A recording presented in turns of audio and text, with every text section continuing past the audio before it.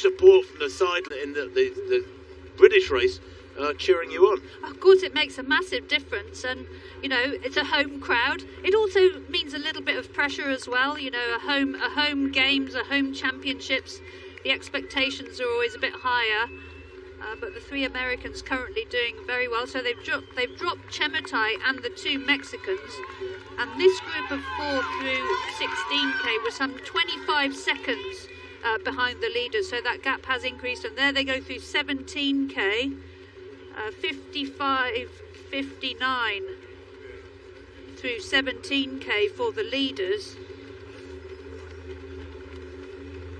So this quartet filling places 9 to 12. There's the lead group at 17k. Korea, Tanui and Chepngetich, the Kenyan trio. Gebreselassie, Yeshanim Bekere, the Ethiopian trio. Salpeta for Israel. And the Eritrean Weldu making up that 8 in the lead pack. And then the chasing group, 3 Americans and the Brit, Piasecki, who's giving a wonderful account of herself. Jess Piasecki, quite a late developer. Her hometown is Manchester. She studied at Loughborough University, the big sports university up in the Midlands of the UK. Says her greatest inspiration is Kelly Holmes, the double Olympic medalist from the 2004 Games in Athens. Holmes, remember, taking gold at 800 and 1500 metres. She's played hockey for Greater Manchester and the north of England as Jess Piasecki, but she has come on dramatically in these last 2 or 3 years. She has. She's made massive improvements in the last couple of years. Coached by Robert Hawkins, that's 67.20 earlier this year. Huge improvement. And 2:22.27 in Seville. So Jess Piasecki on great form. Well, she's a fan of Manchester City Football Club. I won't hold that against her. So she's a multi-sport fan, a bit of hockey in her past, likes her soccer, and I guess likes her running. And I like the way she's running at the moment, doing her fair share in that chasing pack to try and keep within reach this lead group of 8. Tanui at the front again, looking very keen for it, isn't she? Lovely fluid stride has Tanui. Korea to the right of picture, she's done a little stint at the front. Chepngetich to the left, the reigning champion from Doha 3 years ago. In very different conditions to these. Remember, sweltering hot and humid in Doha 3 years back. This is a cool morning. It's still not warm here. We're sitting here at the finish line. It's probably no more than about 12 degrees, something like that, I suppose. But the Kenyans all doing their share. The Ethiopians have been very reluctant to do anything but just sit in and enjoy the ride, and I wonder if that is a plan. They will have discussed it, I'm sure. They saw their compatriot Tamarat Tola storm to gold yesterday by over a minute. I think it was 68 seconds his winning margin. They will have been inspired by that, there's no doubt about it. No COVID in their camp, unlike the Japanese. And the Ethiopians looking strong at the moment, just tucked in, letting the Kenyans do the work. So that last split, Tim, was 3:23 through 18k for the leaders. The one before that was 3:11, before that 3:19. So again, a bit up and down. There are undulations on the course, which could explain it, but they're certainly sped up since that collection of much slower splits from 11 through to 14k. Yeah, there are a few undulations explaining some of those splits, but a 3:23, that is a slow split. It'll be interesting to see what the chasing pack do. Now, you can see Piasecki 59.57, so the gap is 35 seconds between the chasing group, the lead group and the chasing group. That is a big gap. That has grown significantly, hasn't it? So there is the chasing pack. They can see the lead group just ahead of them, the 3 Americans plus Piasecki. They were some 35 seconds back at 18k. I get the feeling that Piasecki is doing a lot of the work at the moment in this middle lap. They've been on the roads now for just over 1 hour. The lead pack on schedule to hit halfway in what, about 2:20 tempo, about 70 minutes. Yeah, 3:23 is around about 2:22 pace. So they've yo-yoed between inside world record pace, and the slowest split so far 3:34. Well, Chepengetic has all of a sudden disappeared. We think she might have had to take a bathroom break, and the Ethiopians coincidentally get in front, start looking around, working together, and there's an acceleration early in the race, much earlier than Tola yesterday, but the champion Ruth Chepengetic is not in this lead group anymore. We might be able to have a look at that when Chepengetic stepped off the course. There she is to left of picture, and that doesn't look like a toilet break to me. That looks like Chepengetic just pulling to the side. No, that is a toilet break, I think. We'll guess that one. But that is a very, very significant moment, and that could be desperately bad news for Ruth Chepengetic's attempts to retain her title here in Eugene, because I'm trying to see how far back she is. There's a break up in the group, and I think that when they realised that Chepengetic has stepped off the road, the Ethiopians accelerated. Now, Tanui has got herself to the front. There is Eshte, I think. Salpetta in a little bit of trouble as they go through 19k in 62.5 minutes. Where is Ruth Chepengetic? She hasn't gone through yet, has she? There's 4 in this lead group, and then another Ethiopian, then the Eritrean, and then Salpetta.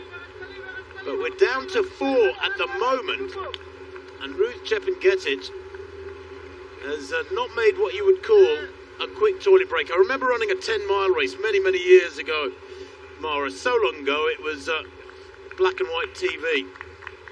In fact, everything was black and white, it was so long ago. But I remember running in a 10-mile race, and I was about 25 yards behind the guy, and he leapt off the road to have a quick toilet break. And I thought, great, I'm going to get past him. He was back on the road and running before I got to him. It took him about 3 seconds.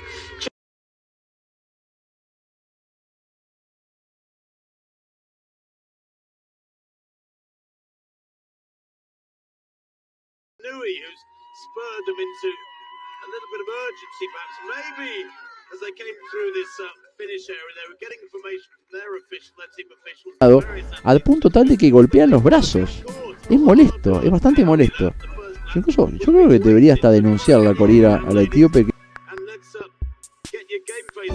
que se le pone como sombra, la empuja contra los conos laterales, y es muy curioso el gesto que tiene la etíope de estar arrinconándola prácticamente a la keniata contra los conos.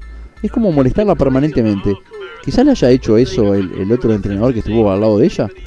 Cuando, atención, que están yendo al ida y vuelta hacia nuevamente la zona del río, de la parte sur. Han salido ya de la reserva, han cruzado el puente, están justamente por ir al otro lado del otro lado del río. Estamos viendo los tiempos de Gebre Selassie, que en maratón tiene 2:18:18 y lo hizo en Tokio de este año, en marzo hizo maratón, su segundo maratón del año entonces para Gebre Selassie. Hizo media maratón en Manama, en Brunei, 2021, entonces hizo media maratón en 1:05, y eso es entonces la disciplina, el mejor marca para Goitom Gebre Selassie, una de las dos líderes. Vamos a ver entonces el caso de la que va llevando ahora también el liderato con ella, que es Cheptun Korir. Vamos a buscarla. Versus marcas personales. Ha quedado como trancado esto, Cuando vemos el kilómetro 34, pero también tengo una marca que quiero sacarles a ustedes para que no les moleste. Bien. Voy a mostrarles ahora sí, entonces el desarrollo de la otra atleta. Esta era Yesané, que ahora quedó un poco más relegada. Y vamos a buscar entonces a Cheptun Korir. Vamos a buscar a Korir, quien, Judith, tiene especialidad en maratón, en media maratón y en 10 kilómetros. Nació en el año 95, tiene 26 años. Ahí está Judith en la foto. sus mejores marcas personales son en maratón. Se especializó solamente en 3 disciplinas: maratón, media maratón y 10 kilómetros. Efectivamente, en París compitió en maratón este año en abril. En abril hizo maratón, seguramente para clasificar también a esta disciplina. 2:19:48 para ella, increíble. 1:05:28, no era la más rápida del grupo, Corir. 1:05:28 en Ras Al Khaimah en el media maratón, y en 10 kilómetros tiene 33, pero fue en el año 2019, o sea, no es tan rápida igual en 10 kilómetros, pero sí en maratón y en media maratón. Es la disciplina en la que más reluce entonces la keniata Judith Jeptum Korir. Saben que en Kenia pasa lo mismo que en otros países, donde el apellido materno se pone sobre el paterno generalmente, no siempre, tienen la opción de también de elegirlo. Vamos a ver si tenemos aquí un desarrollo de la carrera. Déjenme ver por qué no me está actualizando. Vamos a buscar el live now porque me está complicando en este momento. Atención, porque Salpeter atrás, la israelita, empezó a acelerar un poco el paso, a ver si recupera. Ella quiere buscar justamente, vamos a ver el evento del maratón. Cuando me dice acá que no tengo resultados en directo, ¿qué está pasando? ¿Por qué no me permite ver resultados en directo?